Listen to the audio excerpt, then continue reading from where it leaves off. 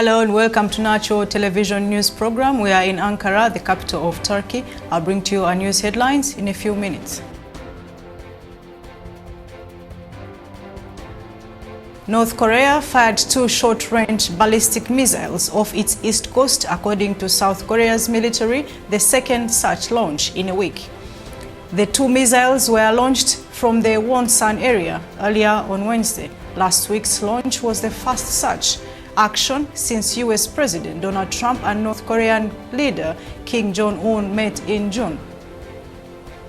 The North called the launch a Solomon warning to Seoul over its planned military exercises with Washington.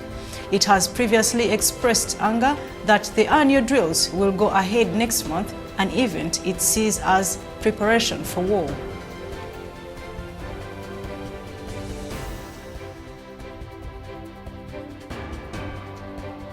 Ten Democratic presidential hopefuls have crashed in a televised US debate that laid bare the party's deep divisions over how best to win in 2020. Elizabeth Warren and Bernie Sanders, the most liberal candidates in the crowded field, came under attack from their moderate colleagues. The 3 women and the 7 men on stage in Michigan debated health care, border policy, and how to defeat Donald Trump.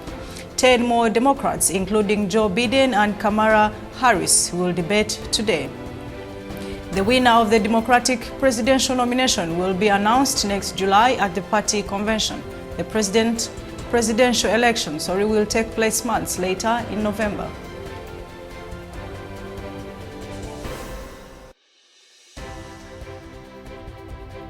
Lessons in all Sudanese schools have been suspended indefinitely amid mass demonstrations.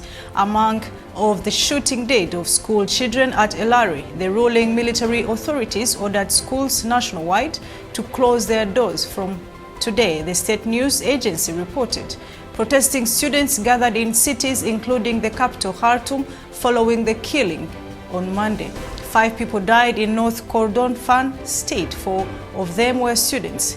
Dozens more were injured after snipers and other gunmen opened fire on a protest in El Obeidi over fuel and bread shortages.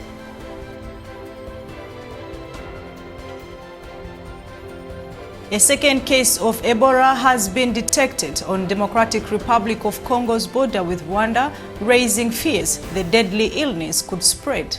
The case was confirmed in the city of Goma, home to 2 million people, authorities reported. More than 1,600 people have died of Ebola in the DRC Congo since the outbreak began in August 2018. The World Health Organization last week declared the crisis a global health emergency. It is the highest level of alarm the World Health Organization can sound and has only been used 4 times previously, including the Ebola epidemic that devastated parts of Western Africa from 2014 to 2016 and killed more than 11,000 people.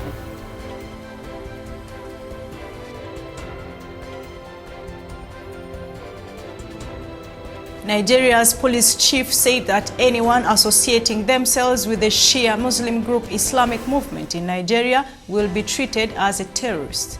Mohammed Adamu told a conference of police officers that the group was a threat to national security and unity. He said all forms of protest or procession by the Islamic movement in Nigeria are banned. The sect condemned the ban, saying they are peaceful organizations. Human rights groups have also criticized the move, but the Nigerian authorities say their decisions does not violate religious freedom. The leader of the Islamic movement in Nigeria, Sheikh Ibrahim El-Zakzaki, was arrested in 2015 during a military crackdown in which more than 300 of his followers were killed.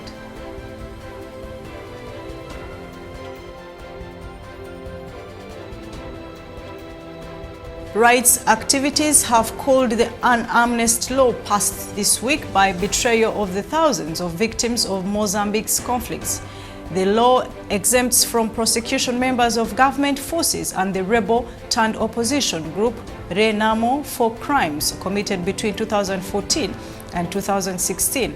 Renamo fighters and government forces were involved in clashes since disputed elections in 2014. Renamo has carried out a spate of attacks on civilians and government targets since the disputed election, as it insists on the right to govern 6 of Mozambique's 10 provinces.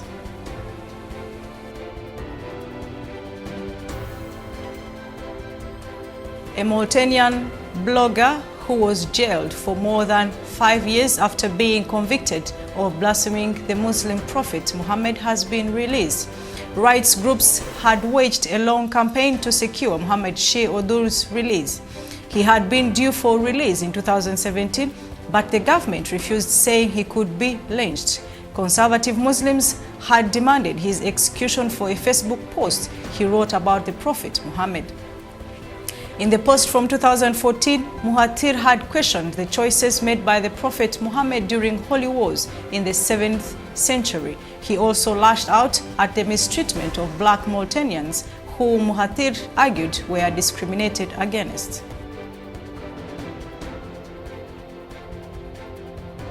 The name Mathios Wundu is associated with tragedy, a source of motivation and an institution that provides care and support to poor children and their families in Ethiopia. Dark clouds blanketed the skies of the capital, Addis Ababa, and the morning rain gently fell on the rooftop of the Mathios Wundu Ethiopia Cancer the Associate Center, which supports 117 pediatric and breast cancer patients. Wundu Bekele, 62, the founder and manager of the association, was bereaved over the traumatic death of his son, Mathios.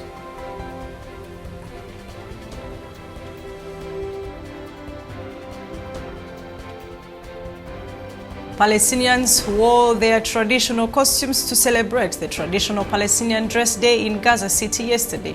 During the gathering, celebrators played traditional Palestinian music while performing traditional dances.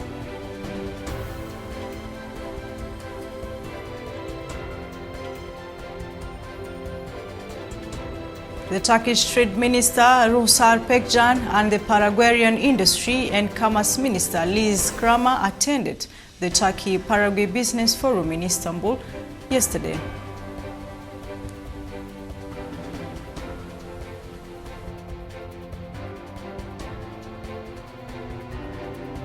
Head of the Tunisian Electoral Commission, Nabir Bafour, spoke during a press conference in Tunis regarding Tunisia's Independent Electoral Commission on Tuesday. Announced earlier presidential election will take place on September 15th. Candidates who will run for presidency are expected to submit their applications between August 2nd and 9th, according to the Commission. Electoral campaigns will take place between September 2nd to 13th, while preliminary results will be announced on September 17th. On July 25th, Mohamed Annasser, Speaker of the Tunisian Parliament, became the country's interim president, succeeding Benjin Jad Essebsi, who died earlier at the age of 92.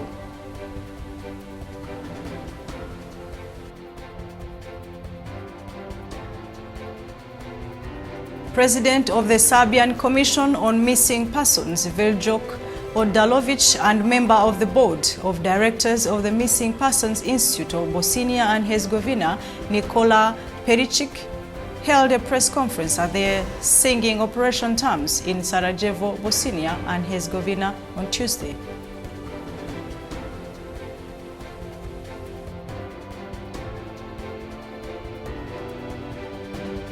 The European Commission President Ursula von der Leyen and Croatian Prime Minister Andrej Plenković spoke at a press conference in Zagreb on Tuesday. Von der Leyen was in Croatia on an official visit.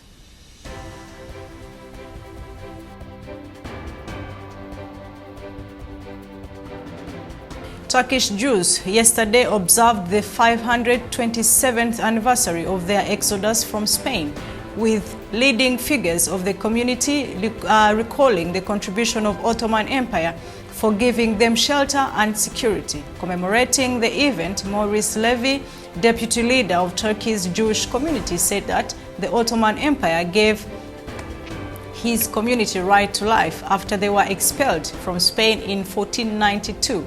So he talked to Anadolu Agency, while he said also the community representative of the government's Directorate General of the Foundation, Levy, said if his community had stayed in Spain, they would have been slaughtered.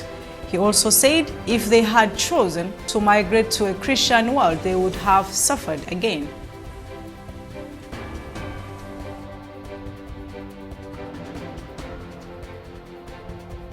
The annual conference of Socialists International opened in the West Bank city of Ramah yesterday with the participation of Palestinian Prime Minister Mohammed Shaitan, Commissioner for International Relations of Palestinian group Fatah, Rawil Fatou, and political parties from 25 countries.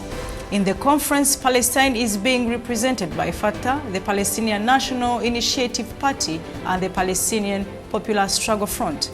Socialists International is a political organization that is an umbrella for 162 organizations and political parties from around the world with social, democratic, socialist, and labor orientation.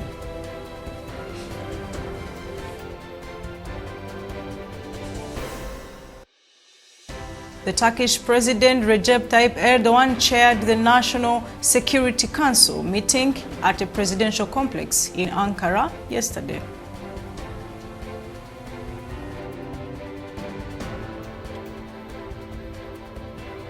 A toddler in Chongqing, China survived a 6-story fall after he was caught by a passerby holding out a large blanket. State broadcaster CCTV reported that he had no injuries.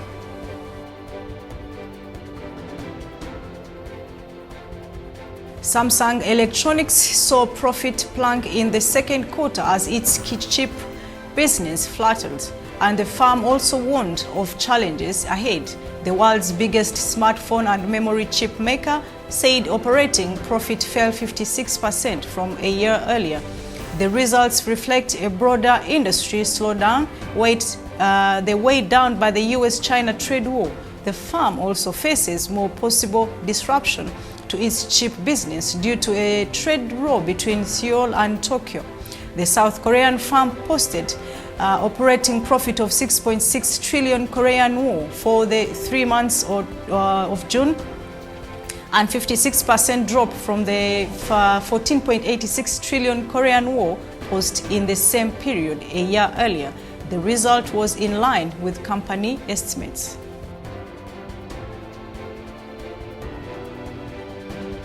Hundreds of protesters in Hong Kong blocked access to commuter trains on Tuesday, causing widespread disruption during the morning rush hour.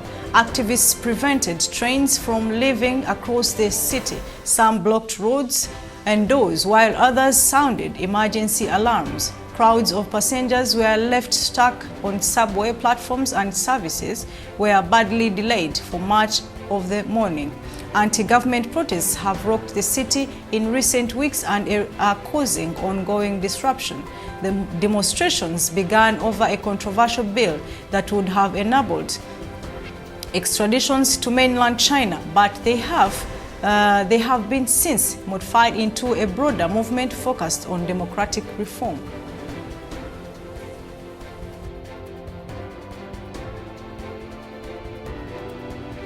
India's parliament has approved a bill that makes the Muslim practice of instant divorce a criminal offense. Triple talaq, as it's known, allows a husband to divorce his wife by repeating the word talaq, divorce, 3 times in any form, including email or text message. The Supreme Court declared the practice unconstitutional in 2017. Supporters say the new measure protects the Muslim women. Opponents say the punishment is harsh and open to misuse. Men found in breach of the new law can be jailed for up to 3 years. The bill was first tabled in 2017 but stalled in the upper house of parliament, where some MPs called it unfair. India's governing Bharatiya Janata Party supporters the bill. They support the bill, while the main opposition Congress Party opposes it.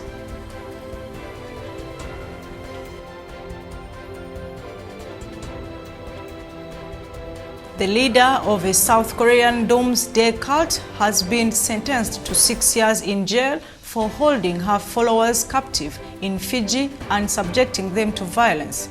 Chin Okuju, who founded the Grace Road Church, convinced 400 people to move to Fiji in 2014, claiming they would be safe from imminent natural disaster. Once there, their passports were taken away and many of them reported being beaten to drive out evil spirits. Chin was arrested last July.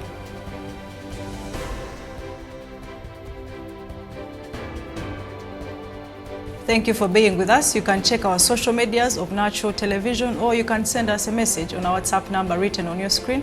Natural Television from Ankara, the capital of Turkey. My name is Sauda Mganga. Until then.